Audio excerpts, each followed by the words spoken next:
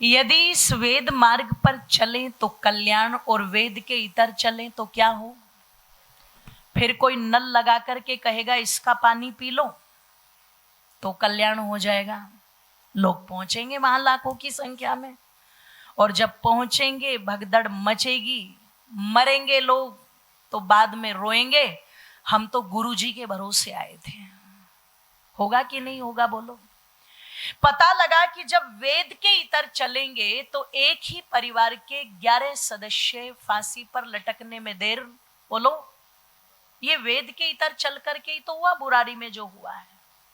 ये जो अंधविश्वास, ये जो पाखंड इतनी तेजी के साथ बढ़ता जा रहा है, और ये मानव के सुख का कारण नहीं बन सकता, ये मानव के हमेशा, जोर से बोलो, दुख का कारण बनेगा। क्यों?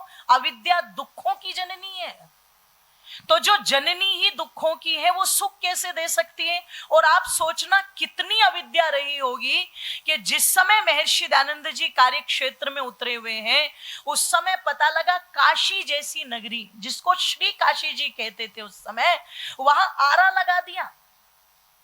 और उस आरे में जाकर के आपने चारा काटने वाली मशीन देखी है कि नहीं देखी है? देखी होगी ना। उसमें चारा कटता है, एक होती है हाथ से, एक होती है जो मोटर से चलती है।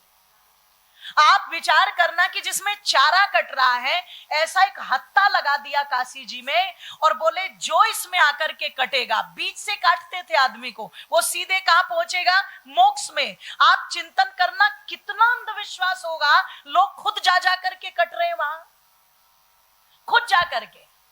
आज भी बद्रीनाथ केदारनाथ में यदि कोई बस पलट जाए और लोग मर जाए तो पता है, जानते हो घर वालों को लोग तसल्ली देते हुए क्या कहते हैं? अरे बस थोड़ा सा धैर्य रखो, कोई बात नहीं, वो तो ऐसी जगह जाकर के मरे हैं, वो तो सीधे कहां पहुंचेंगे?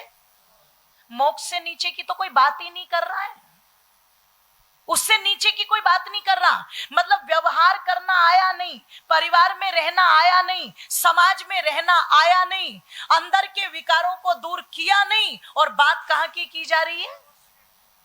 ये सारा ट्रैफिक जाम मोक्ष में ही होगा क्या जाकर के? आप विचार कीजिएगा। इतना भी हल्का नहीं बनाना चाहिए इस विषय को, इतना गंभीर भी नहीं है पर इतना हल्का भी नहीं है कि आप एरे गहरे नत्थू खेरे को किसी को भी कह दो ले टिकट और जा मोक्ष में।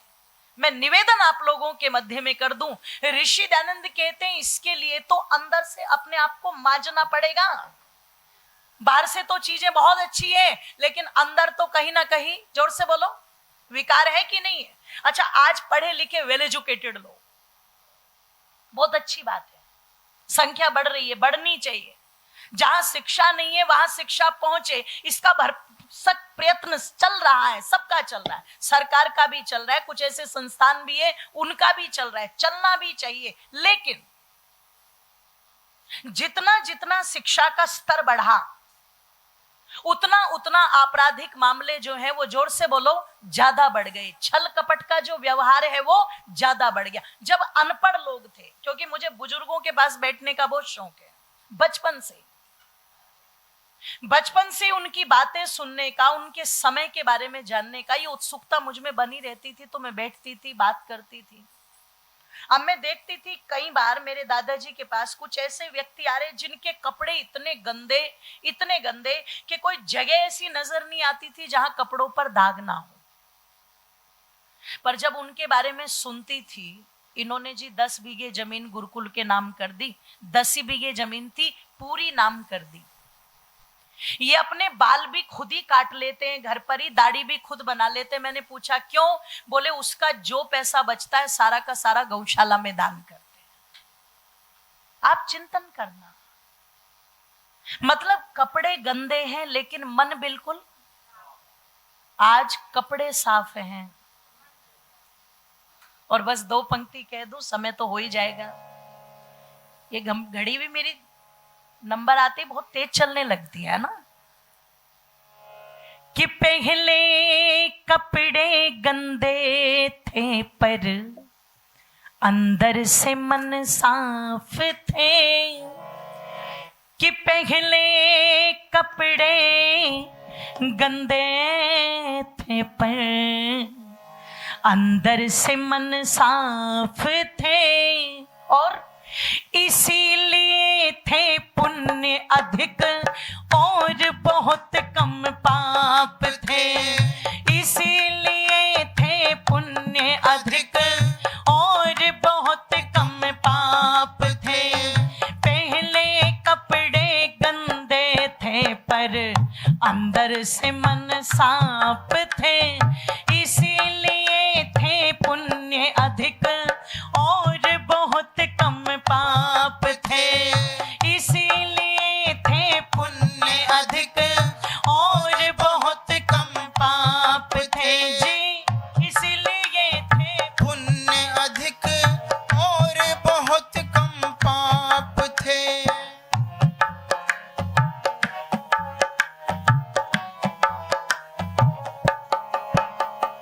जैसा आत्मा में मन में वैसा ही वचन से बोलते थे, जैसा आत्मा में मन में वैसा ही वचन से बोलते थे, उसे बोलने से पहले धर्म तुला पर तोलते थे, उसे बोलने से पहले धर्म तुला पर तोलते थे, इसीलिए न्यायालय के अंदर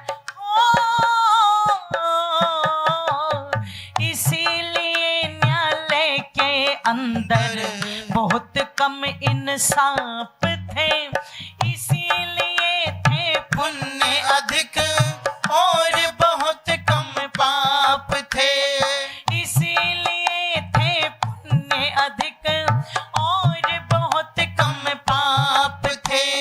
पहले कपड़े गंदे थे पर अंदर से मन साफ थे, इसीलिए थे पुण्य अधिक और बहुत कम पाप थे, इसीलिए थे पुण्य अधिक और बहुत कम पाप थे, इसीलिए थे पुण्य अधिक और बहुत कम पाप थे, इसीलिए थे पुण्य अधिक और बहुत कम पाप थे जी, और बहुत कम पाप थे, और बहुत कम पाप थे, इसीलिए थे पुण्य अधिक और बहुत कम, क्योंकि वो केवल अक्षर ज्ञानी नहीं थे, जो शिक्षा थी, जो संदेश थे वो उनके जीवन में थे, व्यवहार में थे। आज शिक्षा केवल ध्यान रखिएगा नौकरी या संसाधनों तक सीमित रह गई है, उसका व्यवहारिक पक्ष बड़ा कमजोर हो चुका है। और मैं कह दूं आप लोगों के सामने, डिग्रियां बाद की चीज हैं, व्यवहार मुख्य है, प्रथम में है। और इसका कितना बड़ा प्रभाव होता है, कोई भाषण नहीं दिया, ओलंपिक में सिल्वर मेडल जीतने वाले नीरज चोपड़ा जी की माता जी ने, आपके ही पड़ोस के ही हैं, है ना, मिलकर के मैं आई थी, तो देवी है उनकी माँ बिल्कुल। तो मैं कह दूं आप लोगों के सामने कि बहुत लंबा चौड़ा भाषण नहीं दिया, बस एक बात कह दी उन्होंने। क्या कह दिया? जैसा बेटा मेरा नीरज है ऐसा ही बेटा मेरा पाकिस्तान में वो भी है जिसने गोल्ड मेडल जीता है। और इसी बात को कह करके पूरे के पूरे पाकिस्तान में प्रशंसा की पात्र बन गई कि नहीं बन गई? बोलो, दुनिया में बन गई वो, है ना। व्यवहारिक पक्ष व्यक्ति का बहुत प्रभाव डालता है। इसलिए ऋषि आनंद का मानना था जब तक व्यवहारिक पक्ष मजबूत नहीं होगा तब तक हम समाज को सुंदर प्रारूप दे ही नहीं सकते। और उस व्यवहारिक पक्ष को अगर मजबूत बनाना है तो भगवान की आज्ञा से जुड़ना पड़ेगा, क्योंकि परमात्मा ही तो बताते हैं किम करणीयम किम न करणीयम, हम क्या करें और क्या ना करें। तो आइए इस पर हम थोड़ा सा विचार गहनता से करें। इन्हीं शब्दों के साथ वाणी को विराम। सबका बहुत बहुत धन्यवाद। इति ओम शांति।